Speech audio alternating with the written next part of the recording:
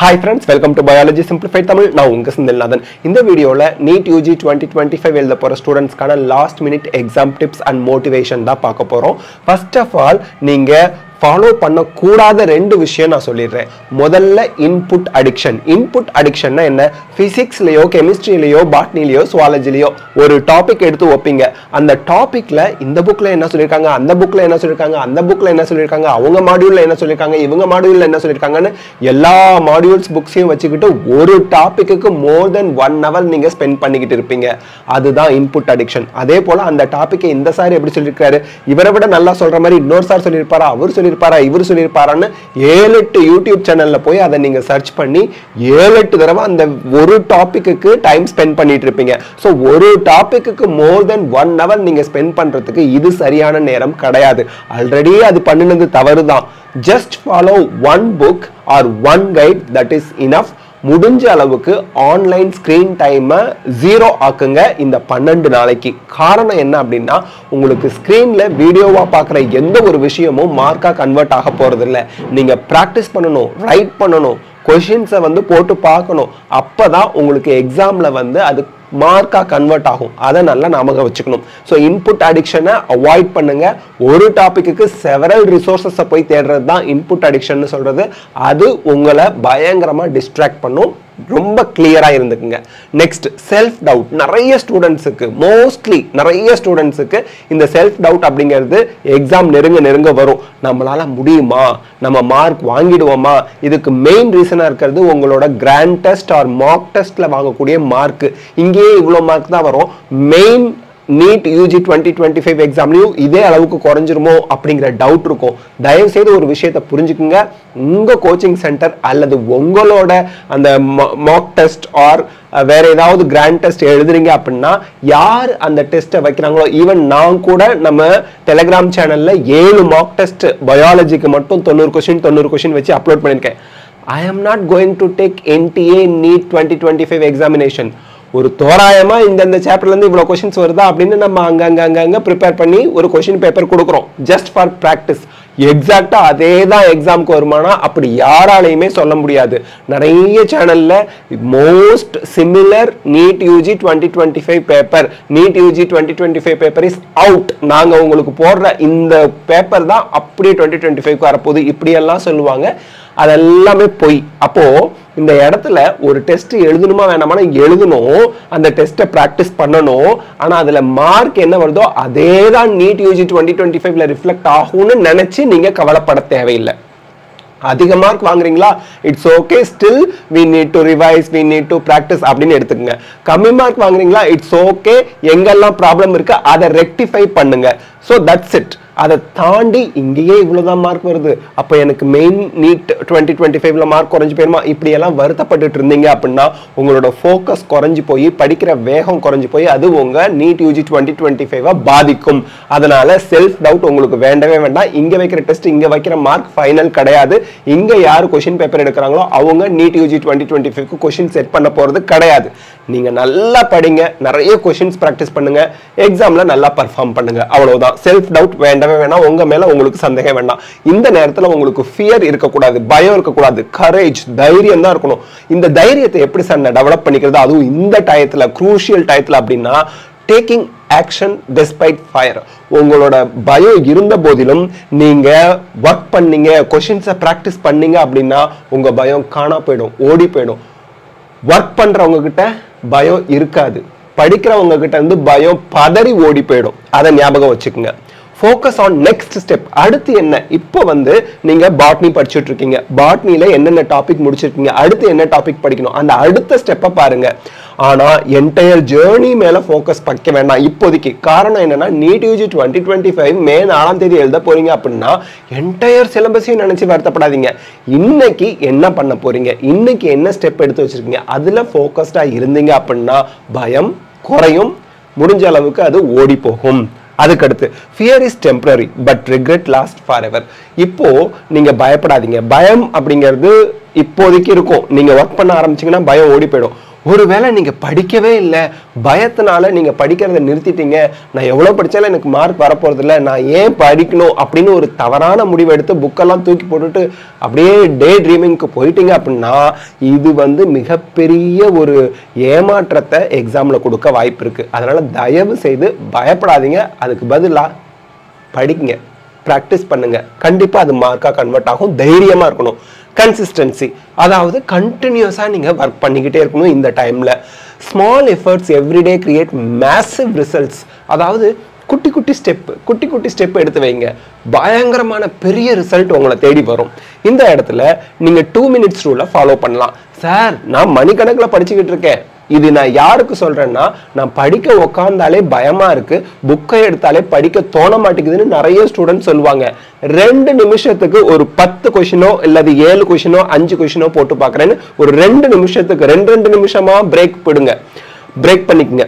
So first 2 நிமிஷம் 5 questions practice பண்றேன், அடுத்த 2 நிமிஷம் 5 கொஸ்டின்ஸ். அப்படி பயாலஜினா, பிசிக்ஸ்னா ஒரு 2 நிமிஷத்துல ஒரு சிம்பிளான ஒரு சம்மை சால்வ் பண்ணி பார்க்குறேன், அடுத்த 2 நிமிஷம் ஒரு சம். அப்போ 60 நிமிஷத்துல எத்தனை சம் ப்ராக்டிஸ் பண்ணலாம்? 30 சம் ப்ராக்டிஸ் பண்ணலாம். ஸோ இப்படிதான் நம்ம வந்து இன்ட்ரெஸ்ட்டை டெவலப் பண்ணிக்கணும், இப்படிதான் நம்ம கன்சிஸ்டண்டா இருக்கணும். ஸோ 2 minute ரூலை ஃபாலோ பண்ணும்போது 2 நிமிஷம் ஒரு ஒர்க்கை நான் 2 நிமிஷத்துல முடிச்சிருவேன். அப்படிங்கும்போது கண்டிப்பா நீங்க 1 மணி நேரம் கழிச்சு பார்க்கும்போது நிறைய ஒர்க் பண்ணியிருப்பீங்க. ஸோ 2 minute ரூலை ஃபாலோ பண்ணுங்க. படிக்கையில போர் அடிச்சுது இல்லை படிக்கிறதுக்கு பிடிக்கல அப்படின்னா, அடுத்து ட்ராக் ப்ராக்ரஸ். நீங்க எவ்வளவு முடிச்சிட்டு இருக்கீங்க, இன்னைக்கு காலையில இருந்து இன்னைக்கு ஈவினிங் வரைக்கும் எவ்வளவு முடிச்சீங்க, இந்த வாரத்துல எவ்வளவு படிச்சு முடிச்சிருக்கீங்க அப்படிங்கிற ப்ராக்ரஸ், உங்களோட முன்னேற்றத்தை அப்படியே ட்ராக் பண்ணிக்கிட்டே வாங்க. எதை நீங்க மெஷர் பண்றீங்களோ அது இம்ப்ரூவ் ஆகும், எதை நம்ம அளவிடுறோமோ அது அதிகரிக்கும். நம்ம படிக்கிறதையும் அளவிட்டுக்கிட்டே படிச்சுக்கிட்டு வந்தோம்னா கண்டிப்பா அதோட ரிசல்ட் அதிகமாவே இருக்கும், அதிகத்தின் பலனை நீங்க அனுபவிப்பீர்கள். இதை ஞாபகம் வச்சுக்கோங்க. அதுக்கடுத்து control. You should master your emotions and focus. அதாவது உங்களோட இமோஷனை கண்ட்ரோல்ல வச்சுக்கணும், ஃபோக்கஸை கண்ட்ரோல்ல வச்சுக்கணும். உங்க ஃபோக்கஸ் படிப்புல இருக்கணுமே தவிர டிஸ்ட்ராக்ஷன்ல இருக்கக்கூடாது. உங்க இமோஷன் வந்து ரொம்ப உங்களோட கண்ட்ரோல்ல இருக்கணும். அம்மா திட்டுறாங்க, அப்பா திட்டுறாங்க, என் தம்பி ஜாலியா விளையாண்டுட்டு இருக்கான், என் ஃப்ரெண்ட்ஸ் எல்லாம் நான் நீட் ஆஸ்பிரன்ட்ஸ் எல்லாம் படத்துக்கு போறாங்க, என்ஜாய் பண்றாங்க, ட்ரிப்பு போறாங்க, நான் மட்டும் கஷ்டப்பட்டுட்டு இருக்கேன். இதெல்லாம் இமோஷன். இந்த இமோஷன் எல்லாம் கண்ட்ரோல் பண்ணுங்க. இன்னைக்கு டூர் போறவங்க நாளைக்கு வீட்டுக்கு வந்து திட்டு வாங்குவாங்க, இவ்வளவு செலவு பண்ணிட்டு வந்திருக்கு பாரு தருதலை, +2 முடிச்சிருச்சு, அடுத்து என்ன காலேஜ் படிக்கிறதுன்னு யோசிக்காம இப்படி ஊர் சுத்திக்கிட்டு வந்து உயிரை வாங்குது. அந்த பையன் பாரு நீட்டுக்கு படிச்சுக்கிட்டு இருக்கான் வீட்டுல உட்காந்து, இது ஊர் சுத்திட்டு வருதுன்னு திட்டு வாங்கிட்டு இருப்பாங்க. நமக்கு அது தெரியாது. நமக்கு என்ன தோணும், ஆச்சே அவங்க எல்லாம் ஜாலியா ஊர் சுத்திட்டு வராங்க, நம்ம மட்டும் கஷ்டப்பட்டுக்கிட்டு இருக்கிறோம் வீட்டுல உட்காந்து நம்ம நினைச்சிட்டு இருப்போம், அவன் வீட்டுல திட்டு வாங்கிட்டு இருப்பான். ஏங்க, ஒரு சில மொமெண்ட்ஸ் எல்லாம் முடிஞ்சிருச்சுன்னா அதுக்கப்புறம் அதனால வரக்கூடிய சைடு எஃபெக்ட், ஏன்டா ட்ரிப்பு போனோம்னு ஃபீல் பண்ண ஆரம்பிச்சிருவாங்க. ஒரு படத்துக்கு போயிட்டு வந்துருவாங்க, வீட்டுல திட்டி தீப்பாங்க, அந்த படத்துக்கு போகாம கூட வந்திருக்கலாம் அப்படின்னு இவங்க ஃபீல் பண்ணிட்டு இருப்பாங்க.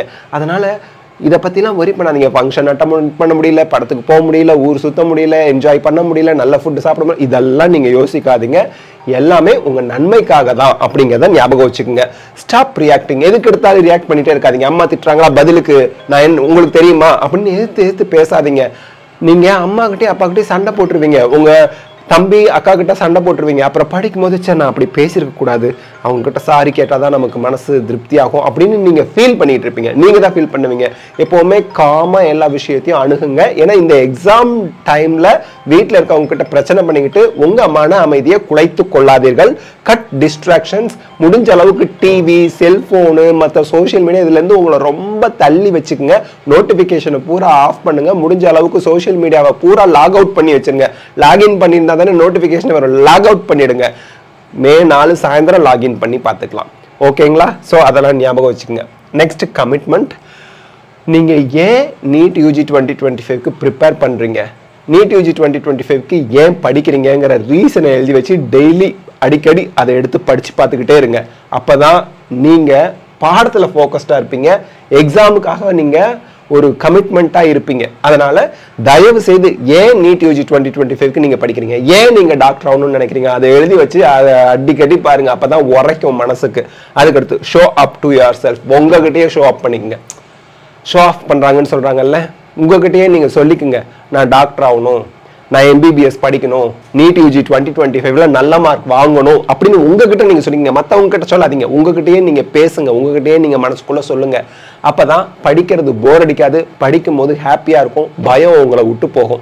ஸோ இந்த விஷயத்தெல்லாம் ஃபாலோ பண்ணீங்கன்னா லாஸ்ட் டைம்ல உங்க ப்ரிப்பரேஷன் ரொம்ப நல்லா வேகமா விறுவிறுப்பா இருக்கும், எக்ஸாம்ல சக்சஸ் அடையறதுக்கு ஹெல்ப்ஃபுல்லா இருக்கும். Health is wealth. கடைசியா தெளிவா சொல்லிடுறேன், நல்ல தண்ணி நிறைய குடிங்க, ஹீட் வேவ். அதே போல ஆரோக்கியமான உணவு சாப்பிடுங்க, வெஜிடபிள்ஸ் நிறைய சாப்பிடுங்க, ஜங்க் ஃபுட்டை அவாய்ட் பண்ணுங்க. எக்ஸாம் டைம்ல கடைசி 3 நாள்லாம் ரொம்ப ரொம்ப முக்கியம். அப்போ போய் வீணா போன விளங்காத ஜங்க் ஃபுட் எல்லாம் தின்னுபிட்டு எக்ஸாம் அன்னைக்கு உடம்பு சரியில்லாமல் போயிடுச்சுன்னா அதனாலேயே நீங்க எவ்வளவு சூப்பரா படிச்சிருந்தாலும் 720க்கு 720 வாங்குற ஸ்டூடெண்டா இருந்தா கூட ஜங்க் ஃபுட்டை சாப்பிட்டு உடம்பை கெடுத்துக்கிட்டீங்கன்னா அந்த அன்னைக்கு போய் சோம்பேறித்தனம் ஆயிடுச்சுன்னா உடம்புல ஏதாவது ப்ராப்ளம் வந்துருச்சு அப்படின்னா எக்ஸாம் எழுதுறப்போ அப்படியே மைண்ட் தலை வலிக்குது, பிரச்சனையா இருக்குது, உடம்பு சரியில்லைங்கிற சுச்சுவேஷன் வந்துருச்சுன்னா உங்களோட அவுட்புட் வந்து ரொம்ப பாதிக்கும். அதனால தயவு செய்து நிறைய தண்ணி குடிங்க, ஆரோக்கியமான வீட்டு உணவை சாப்பிடுங்க. ஜங்க் ஃபுட்டு, மைதால செஞ்ச ஜங்க் ஃபுட்டு, அப்புறம் கோலா, கூல் ட்ரிங்க்ஸ் இதெல்லாம் அவாய்ட் பண்ணிடுங்க. முடிஞ்ச அளவுக்கு ஃப்ரெஷ் ஜூஸ் குடிங்க, இல்லைன்னா ஃப்ரூட்ஸை சாப்பிடுங்க, கடலை மிட்டாய் சாப்பிடுங்க. இந்த மாதிரி உணவு வந்து ரொம்ப முக்கியம். வீட்டில் சமைச்ச ஃபுட்டை சாப்பிட்றது ரொம்ப ரொம்ப ரொம்ப ரொம்ப உடம்புக்கு நல்லது. இதெல்லாம் பார்த்துங்க. Ready to accept the result என்னவா இருந்தாலும் அதை அக்செப்ட் பண்ணிக்கக்கூடிய மைண்ட் செட் வச்சுக்கிட்டிங்கன்னா பயம் உங்களை விட்டு ஓடி போயிடும். பயப்பட மாட்டீங்க. பயமா இருக்கு சார், எக்ஸாம் வர எனக்கு என்னமோ அப்செட் ஆகிற மாதிரி இருக்கு சார்னு சொல்றீங்கல்ல, ரிசல்ட் எப்படி இருந்தாலும் நான் அதை அக்செப்ட் பண்ணிக்க ரெடியா இருக்கேன்னு சொல்லுங்க. பயம் ஓடி போயிடும், படிப்புல ஆர்வம் வந்துடும், கவனம் வந்துடும். The result is completely because of you. உங்களோட எஃபர்ட் எவ்வளவு இருந்துச்சு அதை பேஸ் பண்ணி தான் உங்களோட ரிசல்ட் இருக்க போகுது. ரிசல்ட் பாசிட்டிவா வந்தா அதுக்கு 100% ரீசன் நீங்க தான். ரிசல்ட் நெகட்டிவா வந்தாலும் 100% ரீசன் நீங்க தான். ஒரு கோச்சிங் சென்டர்னால, இந்த வாதியார்னால, இந்த சேனல்னால, இந்த அவர்னால, இவரை பார்த்து இன்ஸ்பயர் ஆனேன் இதெல்லாமே ஒத்துக்க மாட்டேன் நான். ஒரு ஸ்டூடெண்டோட வெற்றிக்கு 100% காரணம் அந்த ஸ்டூடெண்ட் தான். எடுத்துக்காட்டுக்கு ஒரு டாப் இன்ஸ்டிடியூட் இருக்கு, அந்த இன்ஸ்டிடியூட்ல 5000 பேர் படிக்கிறாங்க. 5000 பேருமா MBBS போறாங்க, 500 பேர் 600 பேர் போறாங்க, அவ்வளவுதான். அதே போல ஒரு யூடியூப் சேனல்ல லட்சக்கணக்கான பேர் பாக்குறாங்க, லட்சக்கணக்கான பேருமா அந்த யூடியூப் சேனல் மூலியமா பார்த்து மார்க் எல்லாரும் வாங்கிடுறாங்க? இல்ல, கொஞ்சம் பேர் தான் மார்க் வாங்கி MBBS போறாங்க. அப்படின்னா என்ன அர்த்தம்? ஆன்லைன்னாலும் சரி, ஆஃப்லைன்னாலும் சரி, கோச்சிங் சென்டர்னாலும் சரி, ஆப்னாலும் சரி, ஒரு ஸ்டூடெண்ட் என்ரோல் பண்ணி ஃபீஸ் பண்றது பிரச்சனையே கிடையாது. அதனால ஒரு ஸ்டூடெண்ட் MBBS ஆகிறது இல்லை. அவங்க மனசு வைக்கணும், நான் படிக்கணும், நான் கொஷின்ஸ் ப்ராக்டிஸ் பண்ணணும், நான் கிளாஸை கவனிக்கணும்னு நினைச்சா மட்டும்தான் ஒரு எக்ஸாம்ல அவங்க சக்சஸ் அடைய முடியும். அதனால உங்களோட வெற்றியா இருந்தாலும் சரி, தோல்வியா இருந்தாலும் சரி, அதுக்கு முழு காரணம் நீங்க தான் இருப்பீங்க. அதை நீங்க புரிஞ்சுக்கிட்டாலே பயப்பட மாட்டீங்க. யாரு என்ன சொல்லுவாங்களோங்கிறத நிறுத்துங்க. அதை யோசிக்காதீங்க. ஏன்னா என்ன சொன்னா நமக்கு என்ன வந்துச்சு, என்னெல்லாம் கழுவி ஊத்த ஆரம்பிச்சிட்டாங்க கமெண்ட் செக்ஷன்ல, அதெல்லாம் நான் கண்டுக்கிறதே இல்லை. நான் பாட்டுக்கு போய்கிட்டே இருக்கேன். அப்பதான் அவங்களுக்கு சரியான பதில் அதுதான். என்னடா எவ்வளவு சொன்னாலும் இவன் பாட்டுக்கு போயிட்டு இருக்க, நம்ம சொல்றதே வேஸ்டா? அதை விட மிகப்பெரிய பதிலடி எதுவுமே கிடையாது. உங்களை அவங்க திட்டுறாங்க, இவங்களை திட்டுறாங்க, அவங்க முன்னாடி நான் வாழ்ந்து காமிக்கணும், என்னை திட்டுறவங்க முன்னாடி நான் யாருன்னு ஷைன் பண்ணி காமிக்கிறேன், இதெல்லாம் வேண்டவே வேண்டாம். நம்ம வேலையை நம்ம செய்வோம், கிடைக்கிற பலன் அக்செப்ட் பண்ணிட்டு போயிட்டே இருப்போம், அவ்வளவுதான். அப்பதான் பயம் இருக்காது. You are important than anything. எதை விடவும், நீட் ஆகட்டும், MBBS கோர்ஸ் ஆகட்டும், மணி ஆகட்டும், what ever it may be, you are the most important person. you are unique. நீங்க தனித்தன்மை வாய்ந்தவர், நீங்க சிறந்தவர். அதை முதல்ல மனசுல ஞாபகம் வச்சுக்கங்க. you are very very very important for several people. அதனால எதை பத்தியும் worry பண்ணாம உங்களால முடிஞ்சதை செய்யுங்க, கிடைச்சதை பெற்றுக்கொள்வோம். நல்லா படிங்க, நிறைய பிராக்டிஸ் பண்ணுங்க, பயப்படாம இருங்க. எல்லாம் நல்லதே. அதாவது நடந்தது, நடப்பது, நடக்க போகுது, அனைத்தும் நன்மைக்கே அப்படிங்கிறத மைண்ட்ல வச்சுக்கோங்க. All the best of luck. God bless you. Thank you.